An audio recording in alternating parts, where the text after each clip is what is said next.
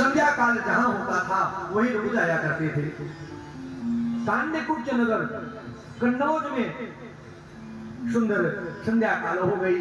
एक व्यक्ति से संतों ने पूछा कि भैया इस नगर में कोई वैष्णव रहता हो, कोई भक्त रहता हो जिसके घर में हम रात्रि का विश्राम कर लें।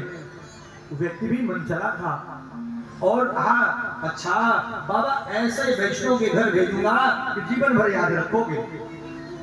महात्माओं ने को पूछा कि किसी वैष्णव संत भक्त के घर भेजो, लेकिन वो बताया महाराज सीधे इस रास्ते से चले जाओ और किनारे में जो एक पीपल का वृक्ष मिलेगा उस वृक्ष के नीचे जो घर है वो परम वैष्णव का घर है।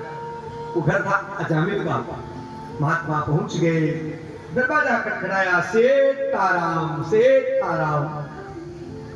अजामिल की जो पत्नी थी दरवाजा खोली, बिटिया यह घर किसी वैष्णव का है? महाराज नहीं, ये वैष्णव का नहीं, ये घर तो डाकू अजामिल का है। राम राम राम राम राम राम, मैं किसके घर आ गया? वापस होकर जाने लगे। बड़ी बुद्धिमान संस्कार युक्त पत्नी थी। वो बोले अतिथि अगर घर से निराश होकर चला जाए तो हमारे सारे पुण्यों को लेकर चला जाता है।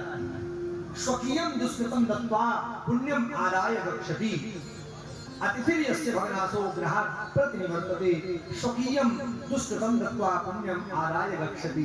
हमारे घर में कोई अतिथि आया, वो हमारे घर से अगर उदास होकर नाराज होकर चला गया तो अपने सारे दुष्कृत हमारे घर में छोड़ गया, हमारे सारे पुण्यों को लेकर के चला जाता। अजामिल की पत्नी ने कहा महाराज हम वैश्या हैं लेकिन हमारे घर का सूखा अन्न दूषित नहीं है। महात्मा हैं आप, हमारे घर अगर पदार्पण हुआ तो अहो भाग्य, हमारे घर में आप पधारे हैं महाराज। मैं आपको सूखा अन्न दे देती हूँ, आटा दाल चावल, और इसी वृक्ष के नीचे ठहर जाइए, आप यही प्रसाद पाइए रात्रि में और प्रातः काल आप चले जाइए। महात्माओं ने कहा कि सुगम उत्तम विचार है। लिया प्रसाद, बढ़िया सुंदर टीका से के ठाकुर जी को भोग लगाया, प्रसाद पाया। प्रसाद पाकर रात्रि भर सोचते रहे इसके घर का अन्न मैं खाया हूं, इसका कल्याण कैसे करूं। प्रातः काल हुआ, संतों ने नित्य क्रिया किया। बोले बेटी मैं अब अपने गंतव्य को जाना चाहता हूं, लेकिन मैं संत हूं। संत महात्मा जिसके घर में भोजन करते हैं उन्हें भोजन के बाद कुछ न कुछ दान घिसाई देनी चाहिए, अर्थात कुछ न कुछ दक्षिणा देना चाहिए। तो बेटी हमें कुछ दक्षिणा दो। ये सुनते ही अजामिल बाहर निकल कर आया। बोले महाराज क्या मांग रहे हो? भूत के घर में पूत मांगने आए हो? जाओ, आपका लोटा लंगोटा सोटा मैंने छुड़ाया नहीं, यही दक्षिणा समझो। तब तक पत्नी बोली नहीं नहीं नहीं महाराज, बेटा अजामिल मैं तुमसे धन नहीं चाहता, मैं तुमसे वस्त्र नहीं चाहता, मैं तुमसे अन्न नहीं चाहता, मैं तुमसे यह चाहता हूं कि तुम्हारे घर में 9 संतानें हैं, 9 संतानों का नाम तुमने अपने मर्जी से जो ठीक लगा वो रख दिया, लेकिन अब ये जो 10वीं संतान होने वाली है इसका नाम तुम हमारे कहने से नारायण रख दो। जगार चतुरक्षरम। अजामिल की पत्नी ने कहा ये कौन सी बहुत बड़ी बात है? रिंकू चिंटू पिंटू टिंकू डिंकू लल्ला पप्पू टप्पू बहुत रख दिए, कम से कम एक आध नाम तो ठीक से रख दो। बोले ठीक है महाराज, अब ये जो बेटा होगा उसका नाम हम क्या रखेंगे? जोर से बोलिए, और जोर से बोलिए, नारायण रखेंगे। नारायण नाम रखा महाराज।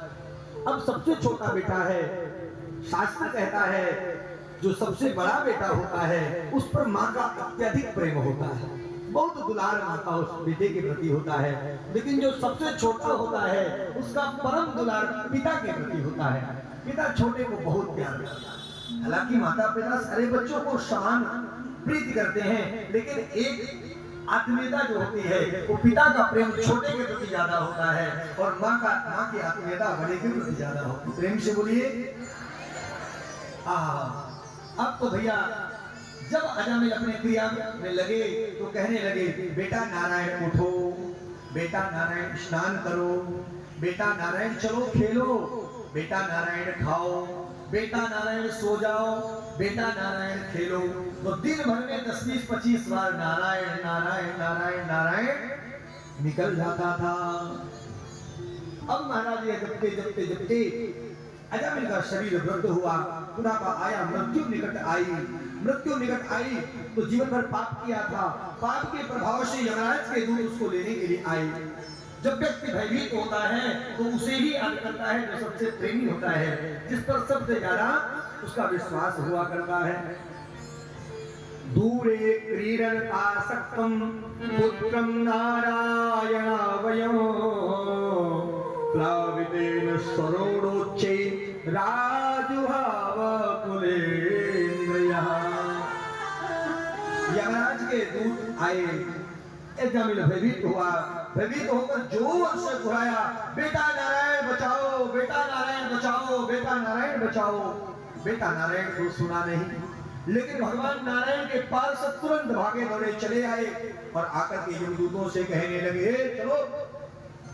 बोले महाराज आप कौन? बोले हम भगवान नारायण के पास। तुम कौन हो? बोले हम यमदूत के सेवक हैं, इस पापी को लेने के लिए आए हैं। बोले इसे तुम लेके नहीं जा सकते। बोले क्यों? ये मरते समय मेरे स्वामी नारायण का नाम लिया है।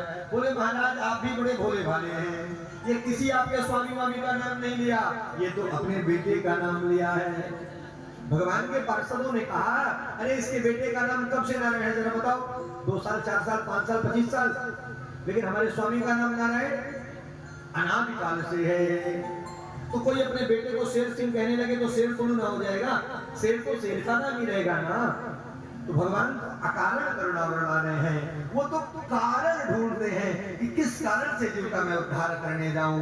भगवान के पार्षद आ गए और अजामिल पुत्र के बहाने नाम जपा और भगवान उसको अपने धाम ले गए। जो भगवान का नाम जपता है उसकी नैया पार हो जाती है। हम लोग भी 2 बार प्रभु का नाम जप लें, शायद अजामिल जैसे नैया हमारी भी पार हो जाए।